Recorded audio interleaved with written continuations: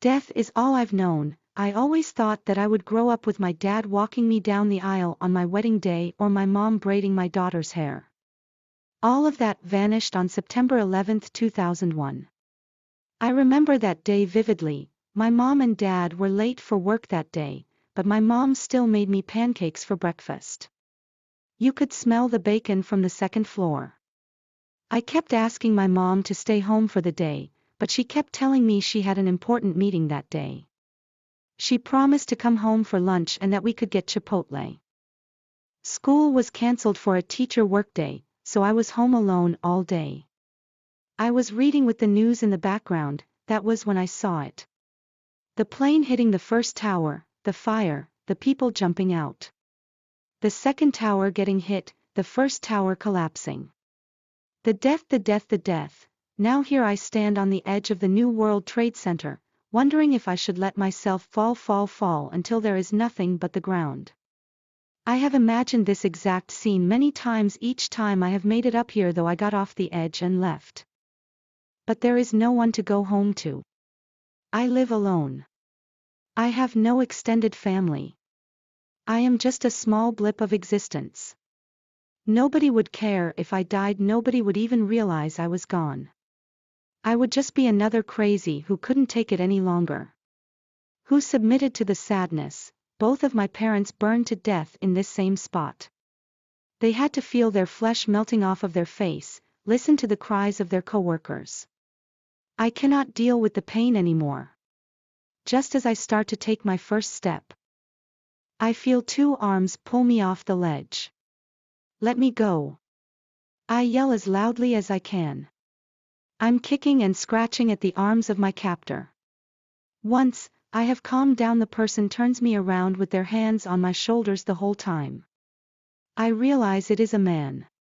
A very attractive man nonetheless. What were you doing up there? He asked me, compassion and concern clouding his eyes. I think it's pretty obvious, don't you think? I was trying to end it all, a slightly manic laugh escaping my lips as I say this. Ma'am, I don't know you, but I do know that that is not the solution to your problems. I know from experience. At the last sentence he looks down. How do you know that this isn't the solution to my problem? You have no idea what I have gone through. Tears are starting to burn my eyes. Will you please come with me? I can take you somewhere where you can talk to someone about this, okay? He held out his hand for me to take. After a few seconds of hesitation, I took his hand. He led me to the elevator, which took us down to the first floor. We went out the front doors and started walking towards the street. He stopped at the crosswalk, waiting for the walking light to turn on. Once it was on, we walked across the street. We kept walking for 15 minutes before coming to a stop in front of a Chipotle. I started to tear up thinking of my mom's promise. We walked in and got our food, so we could sit down at one of the tables. We ate in silence for a few minutes before I got up the courage to ask him a question. Why were you up there? I asked. This made him look up at me, studying my face before answering. When I was 11, my brother jumped off the top of the World Trade Center. I go up there every day just to make sure nobody else makes the same mistake, he stated. What's your name? I questioned. I didn't even know this man, yet he stopped me from taking my own life and he has bought me food. I deserve to at least know his name. My name is Apollo. My mom really liked to study Greek gods. What is yours? He asked with clear curiosity in his eyes. Luna Davis. My mom just liked the name, I uttered. Every mention of my parents made me sad. Ugh, what is wrong with me? Once we were done with our food, we started walking again. This time we ended up at a mental health hospital. I almost ran away right there, but he grabbed my hand and gave it a tender squeeze. I wonder how many people he has done this for. When we went inside, he was greeted by the lady at the front desk as Dr. Garcia. It all made sense now. He was a psychologist. We walked back to what I assumed was his office. So how would you like to know what life is really about? He exclaimed, as I stood in front of the window of my condo, my hand on my protruding belly. I thought to myself how lucky I am. I have a loving husband, a child on the way, and a beautiful home. Honey, are you ready? Apollo asked from the kitchen. He walked out cuffing the sleeves on his suit. He looked up studying me very intently. Then he walked up behind me and wrapped his arms around my belly. You are so beautiful, he said into my hair. We stood there for a long while, before finally remembering we had to go to his parents' house for dinner. We moved to Maine soon after our engagement, so we could be closer to his parents. They treated me like I was their flesh and... Cái chết là tất cả những gì tôi đã biết. Tôi luôn nghĩ rằng mình lớn lên sẽ được bố dắt tay đi dạo trên lối đi vào ngày cưới hay mẹ tết tóc cho con gái. Tất cả những điều đó đã biến mất vào ngày 11 tháng 9 năm 2001. Tôi nhớ rất rõ ngày hôm đó. Hôm đó bố và mẹ tôi đi làm muộn, nhưng mẹ tôi vẫn làm cho tôi những chiếc bánh kếp cho bữa sáng. Bạn có thể ngửi thấy mùi thịt xông khói từ tầng 2. Tôi liên tục yêu cầu mẹ tôi ở nhà trong ngày, nhưng mẹ vẫn nói với tôi rằng mẹ có một cuộc họp quan trọng vào ngày hôm đó. Cô ấy hứa sẽ về nhà ăn trưa và chúng tôi có thể lấy chipotle. Trường học đã bị hủy cho một ngày làm việc của giáo viên, vì vậy tôi ở nhà một mình cả ngày. Tôi đang đọc tin tức trong nền, đó là lúc tôi nhìn thấy nó. Máy bay va vào tòa tháp đầu tiên, bốc cháy, mọi người nhảy ra ngoài. Tháp thứ hai bị trúng đạn, tháp thứ nhất sụp đổ. Cái chết, cái chết, cái chết. Bây giờ tôi đứng ở rìa của trung tâm thương mại thế giới mới, tự hỏi liệu tôi có nên để mình rơi xuống đất cho đến khi không còn gì ngoài mặt đất hay không? Tôi đã tưởng tượng ra cảnh tượng chính xác này nhiều lần mỗi khi tôi đến đây, mặc dù tôi đã rời khỏi lề và rời đi. Nhưng không có ai để về nhà. Tôi sống một mình, tôi không có đại gia đình. Tôi chỉ là một đốm sáng nhỏ của sự tồn tại. Không ai quan tâm nếu tôi chết, thậm chí không ai nhận ra tôi đã ra đi. Tôi sẽ chỉ là một kẻ điên khùng không thể chịu đựng thêm được nữa. Ai chịu khuất phục trước nỗi buồn? Cả bố mẹ tôi đều chết cháy tại chỗ này. Họ phải cảm thấy da thịt mình đang tan ra trên khuôn mặt. Lắng nghe tiếng kêu của đồng nghiệp, tôi không thể đối phó với nỗi đau nữa. Ngay khi tôi bắt đầu thực hiện bước đầu tiên của mình, tôi cảm thấy có hai cánh tay kéo tôi ra khỏi mỏm đá. Hãy để tôi đi, tôi hét to hết sức có thể.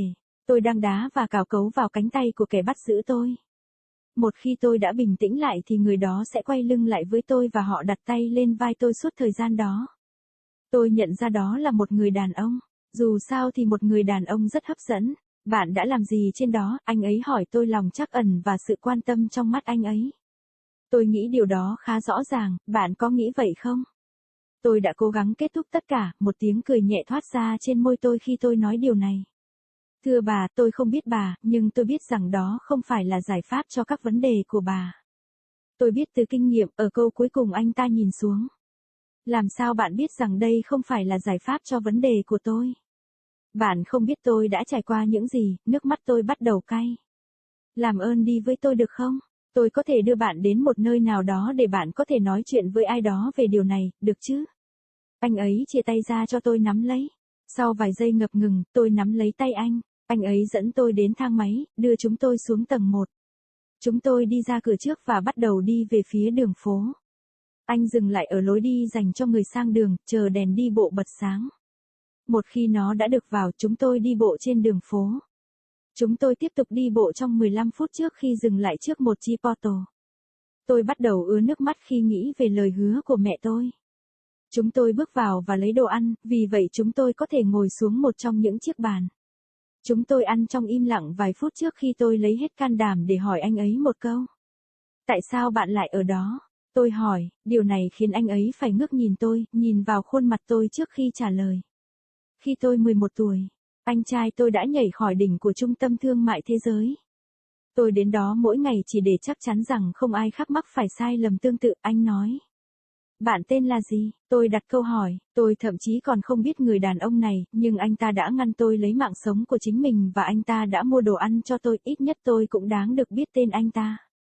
Tên tôi là Apollo, mẹ tôi thực sự thích nghiên cứu các vị thần Hy Lạp. Những gì là của bạn? Anh hỏi với ánh mắt tò mò rõ ràng. Luna Davis, mẹ tôi chỉ thích cái tên đó, tôi thốt lên. Mỗi lần nhắc đến bố mẹ đều khiến tôi buồn. Yêu tôi bị làm sao vậy? Sau khi ăn xong, chúng tôi bắt đầu đi lại. Lần này chúng tôi đến một bệnh viện tâm thần. Tôi gần như bỏ chạy ngay tại đó, nhưng anh ấy đã nắm lấy tay tôi và siết chặt lấy tay tôi. Tôi tự hỏi anh ta đã làm điều này cho bao nhiêu người.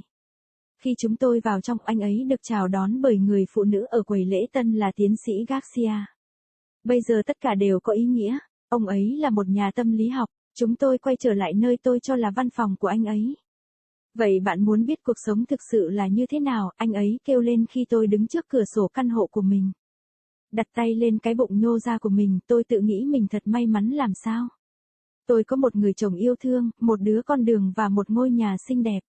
Em yêu, em đã sẵn sàng chưa? Apollo hỏi từ trong bếp. Anh ta bước ra ngoài với tay áo trên bộ vest. Anh ấy nhìn tôi rất chăm chú. Sau đó anh ấy bước tới sau lưng tôi và vòng tay qua bụng tôi.